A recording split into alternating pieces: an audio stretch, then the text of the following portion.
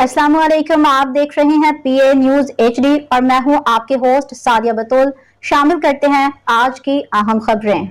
Islamabad election commission में chief election commissioner ने 5 माह के दौरान मुलाजमीन को 4 बार एजाजियाँ दिए, जिनकी मालियत करोड़ों रुपए में है। ये रकूम चार्ज बजट से दी गई।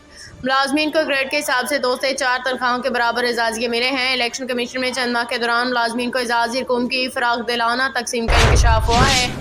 ज़राए के मुताबिक चीफ इलेक्शन कमिश्नर ने जनवरी, फरवरी, मार्च और मई के महीनों में 4 मुख्तलिफ मौके पर मुलाजमीन को एजाजिए जारी किए। ये एजाजिए करोड़ों रुपए की मालियत के थे और इन्हें इलेक्शन कमीशन के चार्ज बजट से फराहम किया गया है। एजाजी रकूम की तकसीम के लिए बाज़ उसूल व ज़वाबित का ख्याल रखा गया।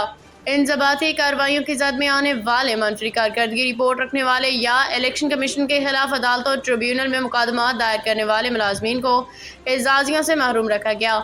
सुप्रीम कोर्ट में मखसूस नशिस्तों से मुतालिक नजर सानी केस बेंच की तश्कील पर एतराज़ात। इसी तरह वो मुलाजमीन जो 30 जनवरी से पहले छुट्टियों पे थे वो भी इस मरादी फहरिस्त में शामिल नहीं किए गए। दस्तावेज़ात से ये भी मालूम हुआ कि मुलाजमीन को उनके ग्रेड के मुताबिक एजाजिया दिए। ग्रेड 2 से 9 तक के मुलाजमीन को 4 बुनियादी तनख्वाहों के बराबर रकम, ग्रेड 11 से 17 के मुलाजमीन को 3 तनख्वाहें, जबकि ग्रेड 18 इससे बाला अफसरान को 2 तनख्वाहें एजाजिया के तौर पर दी गई।